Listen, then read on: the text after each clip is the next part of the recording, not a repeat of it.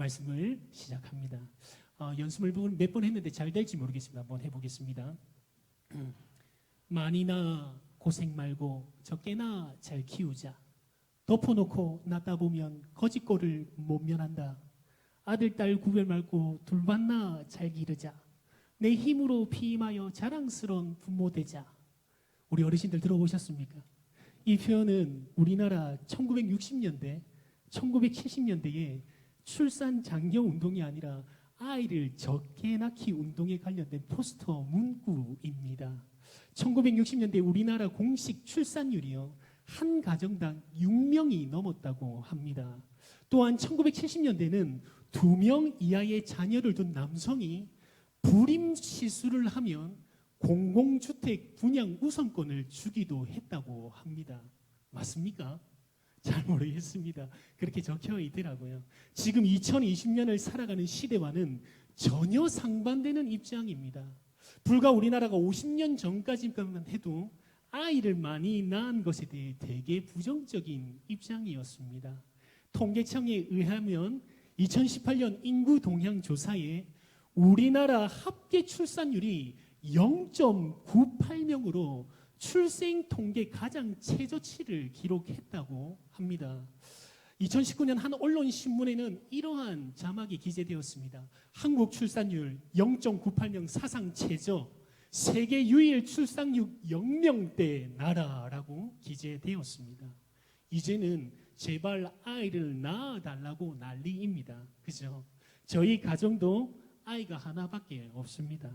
물론 여러분 길이로 따지면 한 2인분은 됩니다. 교회에서 많은 어르신들이 아이를 더 가지라고 이야기를 합니다.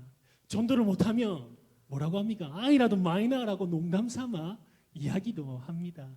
저희 가정 원래 축구 선수를 만드는 게 꿈이었습니다. 남녀 구별 없이 한 11명 정도 낳아가지고 축구 선수단을 만들려고 했는데 아내가 부인과 수술을 2번 정도 받았습니다. 그래서 5년 전에 신대원에서 공부를 하는데 전화가 왔습니다. 새벽에요. 119에 실려갔습니다.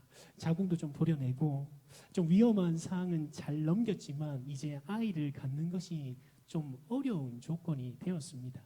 마음 같아서는 지금도 그냥 막 해가지고 아이를 막 갖고 싶다는 생각이 들지만 이제는 그럴 수가 없게 되었습니다. 나중에 여유가 조금 되면 입양을 하고 싶다라는 생각은 한번 기도해보고 있습니다. 오늘 본문을 보게 되면 저출산 국가로 돌입한 현재 우리나라에서는 이제 이런 광경을 상상도 못할 일이 오늘 본문에 등장합니다. 본문에 등장하는 레아와 라헬은 꼭 아기를 못 가져서 안달난 사람 같습니다. 오늘 레아와 라헬이 서로 아기를 갖기 위해서 경쟁이 아니라 거의 아이를 낳는 전투를 벌이고 있는 것 같습니다. 그러나 여러분 또 한편 그럴 수밖에 없는 것은 이 당시 상황에서 여자가 결혼하고 남자아이를 갖지 못하는 것은 여성의 존재의 위기이며 여성의 삶을 지속적으로 영위해 나갈 수 없는 끔찍한 상황이었기 때문입니다. 야곱이 너무나 사랑한 라헬, 얼마나 사랑했냐면요, 7년을요 며칠같이 여길 정도로 사랑하며 기다렸습니다. 그런데 누구였습니까? 같이 신혼 첫날 밤을 보낸 사람은 라헬이 아니라 언니 레아였습니다. 그래서 다시 7년을 며칠같이 일하며 드디어 결혼에 올인했습니다. 그렇게 사랑한 라헬이 오늘 본문 1절에 야곱에게서 아들을 낳지 못하는 상황입니다. 자식을 낳지 못하는 상황이 되니 너무 답답하고 화가 나기도 하고, 언니 레아는 자식을 잘 낳는데 라헬 자신은 자신의 모습을 보니 너무 속이 상합니다. 1절 중반절입니다. 언니를 시기하여라고 말하고 있습니다. 언니 레아는 아들을 잘 낳는데 현재 라헬 자신은 아들을 못 낳음으로써 언니를 시기하고 있습니다. 여러분, 이 여자들의 세계는요 참으로 무섭습니다.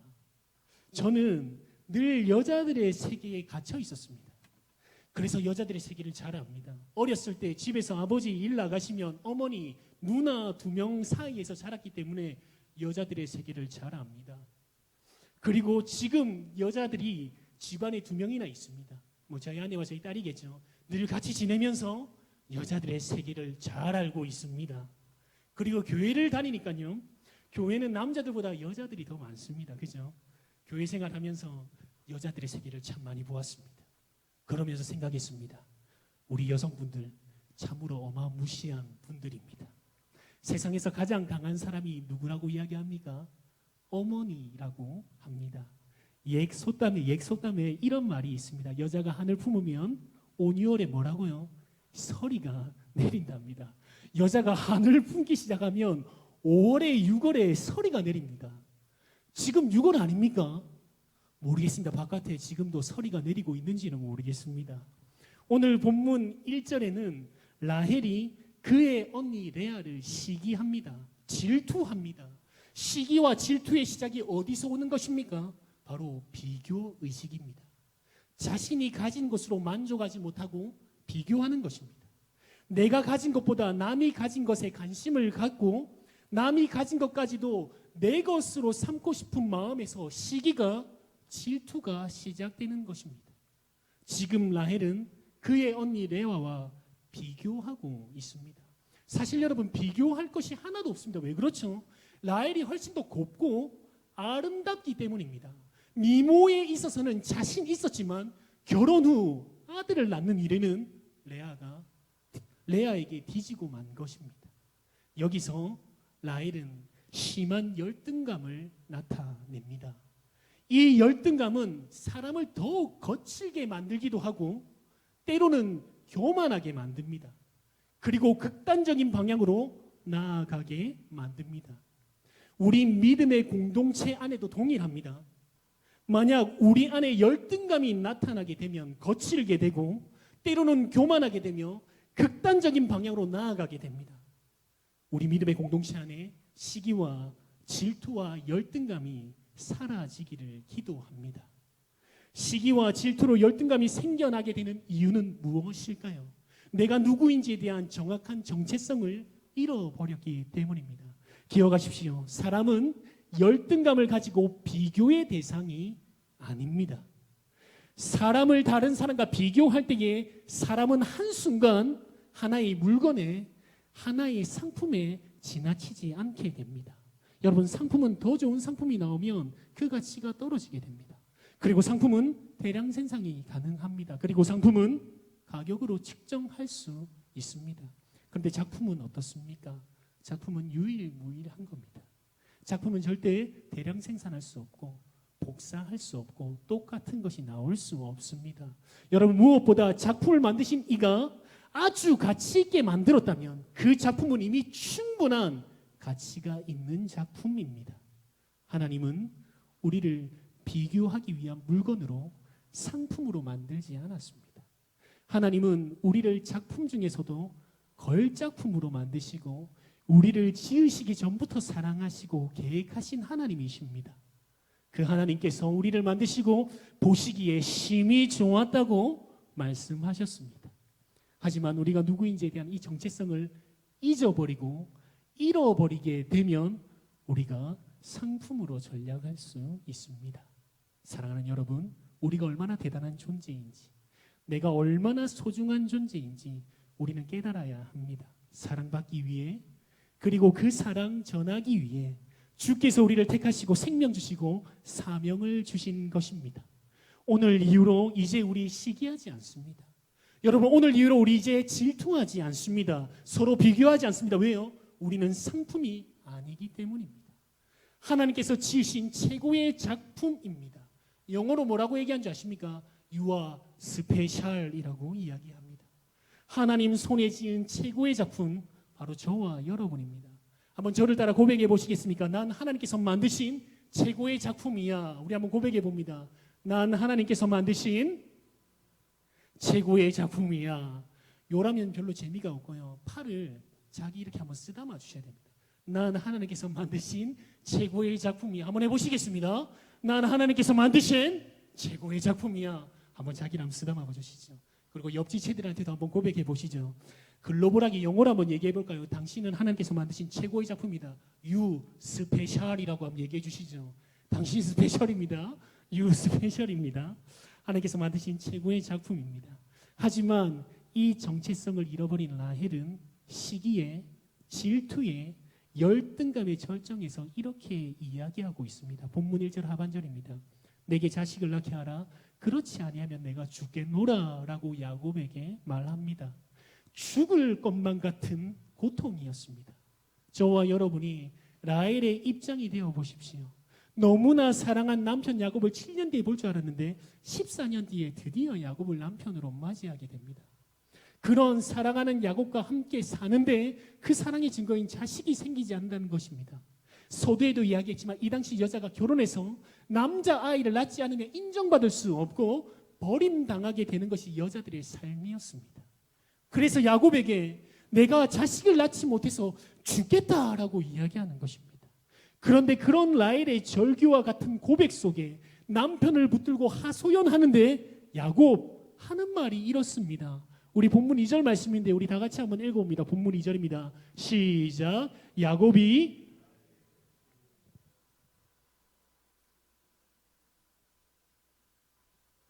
내가 하나님을 대신하겠느냐. 아멘. 야곱이 라헬에게 오히려 성을 냅니다. 처절하고 애타는 마음으로 그리고 시기하는 마음이 극에 달해 있는 라헬이 내가 자식을 낳지 못해서 죽을 것만 같다고 고백하는데 오히려 야곱 더 성을 냅니다. 성질을 내면서 이렇게 이야기합니다. 그대를 임신하지 못하게 하시는 하나님이시니 내가 하나님을 대신하겠느냐라는 겁니다. 이거 우리 경상도 스타일로 이야기 한번 해볼까요? 왜 내한테 날리고 왜 내한테 난리 브루스를 치산노 어잉 막 이러겠죠. 내가 뭐 잘못했나? 내가 임신 못한 게 내 탓이가? 하나님 다 하시는 거지 내가 하나님이가? 뭐 이런 의미 아니겠습니까? 야곱 베델에서 하나님을 만난 그래서 변화된 야곱이지만 뭐라고요? 아직 덜 변한 야곱입니다. 오늘 저와 여러분 야곱의 5번째 이야기를 나누고 있습니다. 야곱의 이야기 속에서 계속해서 반복되는 문장이 하나 있다면 야곱 하나님을 만나 변화된 야곱이지만 뭐라고요? 아직 덜 변한 야곱입니다. 그러나 우리가 야곱의 이야기를 계속해서 만나게 되면 만나게 될수록 야곱은 계속해서 변화되고 성화되어 가며 결국 이스라엘 12지파의 근간이 되며 야곱을 통해 이스라엘이란 나라가 세워집니다. 하지만 변화된 야곱은 지금 아직 덜 변한 야곱입니다. 우리 또한 야곱의 모습에서 우리의 모습이 보이십니까? 하나님을 만나 변화된 저도 하지만 아직 덜 변한 저입니다. 하나님을 만나 변화된 여러분은 하지만 아직 우리 덜 변한 우리의 모습이지 않습니까? 계속해서 변화되어 가고 있으며 성화되어 가는 그 길 위에 서 있는 것입니다. 할렐루야. 말씀을 통해 더욱 변화되고 기도함으로 더욱 성화되어 가는 저와 여러분 되기를 기도합니다. 그렇게 라헬을 사랑해서 14년을 며칠같이 보낸 야곱. 그러나 오늘 덜 변한 야곱은 그 사랑하는 아내 라헬에게 성질을 내고 있습니다.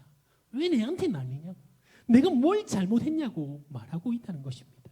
사랑하는 여러분, 말 한마디에 1000냥이나 되는 빚도 갚는다고 했습니다. 2016년도에 출간된 책인데요, 베스트셀러의 책입니다. 언어의 온도라는 책입니다. 이 책에서는 말에는 온도가 있다고 합니다.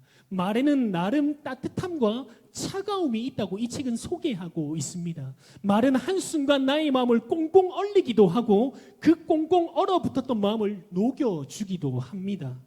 그렇다면 우리의 말의 온도는 몇 도쯤 될까요? 무심결에 내뱉은 말 한마디 때문에 소중한 사람의 곁을 떠난다면, 무심하게 내뱉은 한마디 때문에 누군가의 마음을 닫았다면 말의 온도가 너무 차갑기 때문인지 모를 노릇입니다. 우리 제자로 공동체 안에 말의 온도는 몇 도쯤 될까요? 우리 자신의 말의 온도는 몇 도쯤 될까요? 참 아쉬운 것은 따뜻한 말, 아름다운 말, 사람의 마음을 안정시키며 공감하는 말이 많이 사라져가고 있는 것 같습니다. 우리는 인생을 주관하시며 모든 생사복의 주인 되시는 하나님을 모르는 것이 아닙니다. 그러나 우리의 연약한 인생 가운데 살아가다가 간혹 누군가에게 위로도 받고 싶고 격려도 받고 싶고 인정도 받고 싶고 사랑도 받고 싶은 것입니다. 교회는 따뜻한 사랑의 말의 온도가 높아야 하며 사랑이 가득해야 합니다. 왜 그렇습니까? 교회는 공부를 잘하는 엘리트층만 오는 것도 아니고요. 사업가들이, 재정가들이 와서 재정을 든든히 지켜주는 것도 아닙니다. 교회는 누구든지 주의 이름을 부르는 누구든지 와서 사랑을 주고 사랑을 받는 곳입니다. 하지만 그렇다고 해서 오늘 본문의 야곱의 말이 잘못은 없습니다. 정확한 정답을 말한 건 사실이기 때문입니다. 본문 2절 하반절을 보십시오. 그대를 임신하게 하지 못하는 이시는 하나님이시니 내가 하나님을 대신하겠느냐? 이 야곱의 말은 잘못은 아닙니다. 아주 정확하게 정답을 말한 건 사실이고요.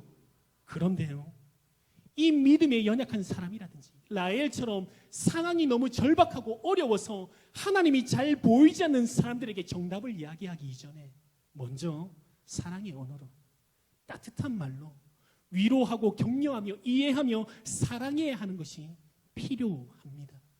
여러분, I 메시지와 U 메시지를 아십니까? 이 말하는 방법에 대한 이야기인데요. I 메시지 이런 겁니다. 집에 빨리 들어오세요. 늘 늦게 들어오니까 밥 차리는데 너무 힘들어요. 일찍 좀 다니세요.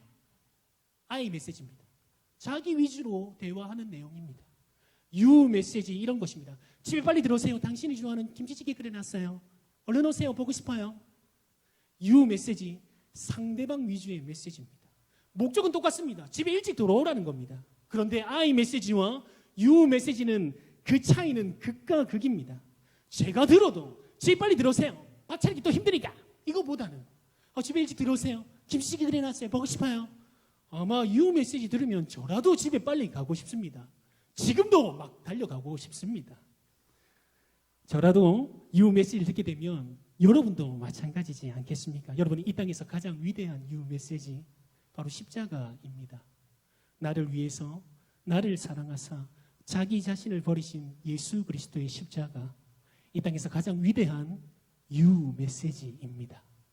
예수 그리스도의 십자가의 사랑이 우리 입술에서 말 한마디 따뜻함으로, 배려함으로, 위로함으로 나타나기를 주님의 이름으로 축복합니다. 오늘 라헬의 힘들고 복잡해서 토로하는 그 말 앞에서 말 한마디 따뜻하게 부드럽게 사랑으로 위로받지 못한 결과가 어떻게 되는지 아십니까?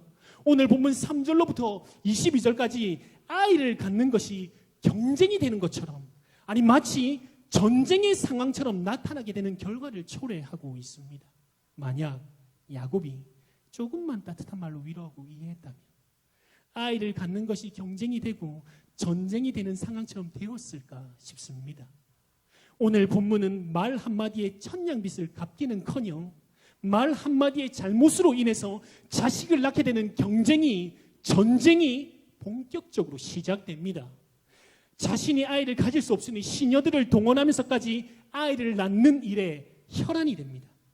그런데 여기서 우리가 주목해야 될 사실은요, 라헬과 레아가 아이의 이름을 짓는데 이름을 어떻게 짓는지 잘 살펴보시기를 바랍니다. 오늘 본문 4절로 13절까지 라헬의 시녀가 또 레아의 시녀가 대신해서 아들을 낳게 하는데 이름을 짓는 것을 보면 확연한 차이가 납니다. 라헬은 너무나 분하고 상한 마음으로 가득 차 있으며 시기합니다. 그래서 시녀를 통해서 낳은 아이의 이름을 본문 5절 6절에 이렇게 짓습니다. 우리 5절 6절 말씀 다 같이 한번 읽어보도록 하겠습니다. 시작. 비라가 임신하여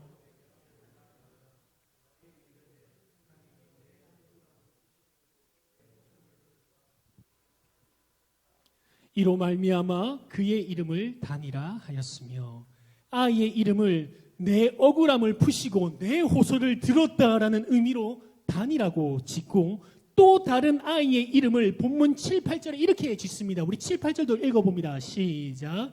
라헬의 시녀 비라가 다시 임신하여 둘째 아들을 야곱에게 낳음에 라헬이 이르되 내가 언니와 크게 경쟁하여 이겼다 하고 그 이름을 납달리라 하였더라. 아멘. 언니와 크게 경쟁하여 이겼다라는 의미로 납달리라고 짓습니다. 여러분, 라헬의 마음이 보이십니까? 자녀의 이름을 내 억울함을 푸시고 내 호소를 들었다. 내가 언니와의 크게 경쟁에서 이겼다. 이렇게 짓는다는 것은 지금 라헬의 심정을 잘 이야기하는 내용입니다. 여러분, 반면 레아를 보시죠. 레아는 시녀를 통해서 낳는 아이의 이름을 본문 10절 11절 말씀인데 우리 다 같이 한번 읽어봅니다. 시작. 레아의 시녀 실바가 야곱에게서 아들을 낳으매 레아가 이르되 복되도다 하고 그의 이름을 가시라 하였으며, 아멘. 아이의 이름을 복되도다라는 의미로 가시라고 짓습니다. 또 다른 이름을 짓는데요. 12절 13절입니다. 우리 한번 읽어봅니다. 시작. 레아의 시녀 실바가 둘째 아들을 야곱에게 낳으매 레아가 이르되 기쁘도다 모든 딸들이 나를 기쁜 자라 하리로다 하고 그의 이름을 아셀이라 하였더라. 나를 기쁜 자라라는 의미의 아셀이라고 지었습니다. 라헬과 반대로 레아는 자녀의 이름을 복되도다 기쁘도다라고 지었습니다. 이렇듯 우리는 이름을 짓는 것을 통해 라헬의 마음을 충분히 알 수 있습니다. 반면 레아의 마음도 충분히 읽을 수 있습니다. 여러분, 우리의 삶 가운데 원통하고 상한 마음이 가득한 라헬의 모습일 때가 있을 수 있습니다. 그러나 성숙한 신앙은 그것을 밖으로 표출하지 않습니다. 여러분, 지하철을 타러 가는데 빨리 타려고요. 사람들을 해치고 뛰어가다가 계단에서 넘어집니다. 그 넘어졌는데 펑펑 울고 있는 사람, 엉엉 울고 있는 사람 누군지 아십니까? 어린 아이입니다. 똑같이 일찍 가려고 뛰어가서 사람들을 해치고 뛰어가다가 계단에서 넘어졌습니다. 그런데요, 넘어지자마자 부끄러워가지고 누가 볼까봐 벌떡 일어나가지고요, 다리는 아파 죽겠는데 안 아픈 척하면서 이렇게 막 걸어가는 사람 누군지 아십니까? 어른입니다. 제가 섬기고 있는 청년부라든지 소년부 아이들을 보면요, 참 희한합니다. 가끔 젊은이들이, 청년들이요, 되게 기분이 막 좋지 않고 취업이 잘 되지 않았든지 시험에서 떨어졌든지 여자친구랑 헤어졌든지 하면 그것이 예배의 모습이 그대로 반영이 됩니다. 방금 전주만 해도 막 내 생명 드릴 것처럼 막 찬양하던 애가요, 갑자기 자기 환경이, 자기 여건이 어려워지니까요, 찬양하지 않습니다. 얼굴 끔해가지고 앉아 있는 겁니다. 뭐 예배만 왔으니까 그것도 감사한 일이긴 하겠죠. 소년부 아이들요, 아침에 부모님께서 한 소리 듣고 용돈 못 받고 휴대폰 압수당해서 예배 오지 않습니까? 아이들 얼굴 모습에서 확연히 드러납니다. 그것이 예배에 영향을 끼칩니다. 얼마나 선생님 말씀 안 듣고 찬양할 때 막 딴짓하고 있고 막 얼마나 화가 나서 그렇게 했습니까? 오늘 라헬처럼 말입니다. 마음 안에 있는 것이 바깥으로 다 표현되는 것입니다. 이것은 어린아이의 신앙인 것입니다. 찬양 중에 나 기뻐하리라는 찬양이 있습니다. 기뻐하면서 즐겁게 부르는 찬양인데요, 제가 좋아하는 이 찬양의 2절 가사가 이렇습니다. 환경의 지배를 받지 않고 내 팔의 힘과 목소리, 느끼는 감정과 상관없이 내 마음 기뻐하기로 결심을 했네라는 찬양입니다. 내가 하나님을 기뻐하고 싶을 때 기뻐하는 것이 아니라 내 환경의 지배도 느끼는 감정과도 상관없이 내 마음은 하나님으로 인해 기뻐하기로 결심했다는 고백이 이 찬양의 가사입니다. 사랑하는 제자로교회 성도 여러분, 이 찬양의 고백이 저와 여러분의 고백되기를 주님의 이름으로 축복합니다. 내 감정과 상관없이, 내 환경과 상관없이 이번 남은 한 주간 내 마음은 하나님으로 인해 기뻐하기로 결심하는 이 예배가 되기를 기도합니다. 기뻐할 수 없는 상황에서도 주님으로 기뻐하는 것이 우리의 신앙입니다. 어려운 상황 속에서도 주님 한 분만으로 만족할 수 있는 것이 바로 우리의 신앙인 줄 믿습니다.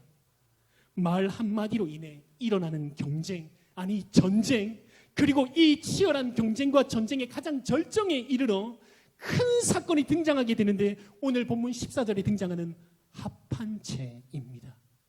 오늘 설교 제목입니다. 합판체.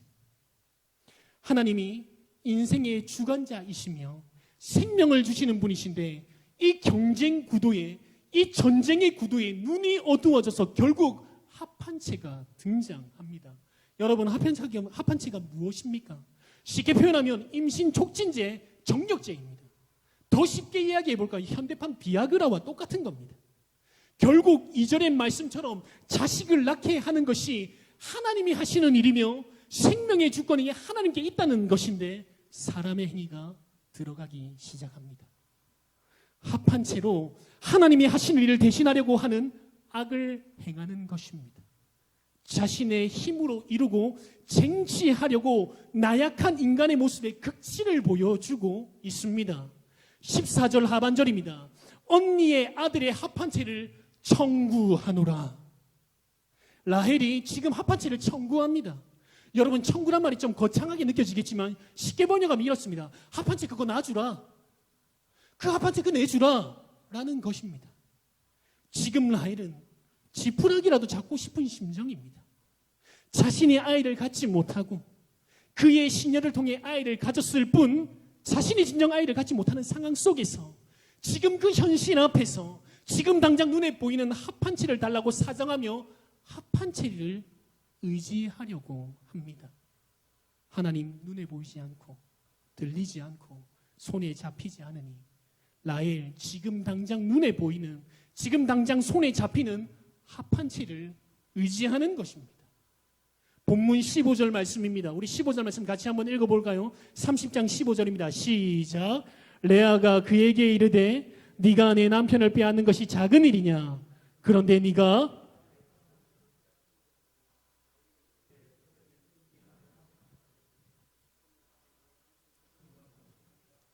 아멘. 지금 라헬은 합한채의 모든 시선이 빼앗겨 버립니다. 자신의 문제에 가로막혀 오로지 합한채 외에는 아무것도 보이지 않습니다. 방금 우리가 읽은 본문 15절에 합한채를 남편과 바꾸게 됩니다.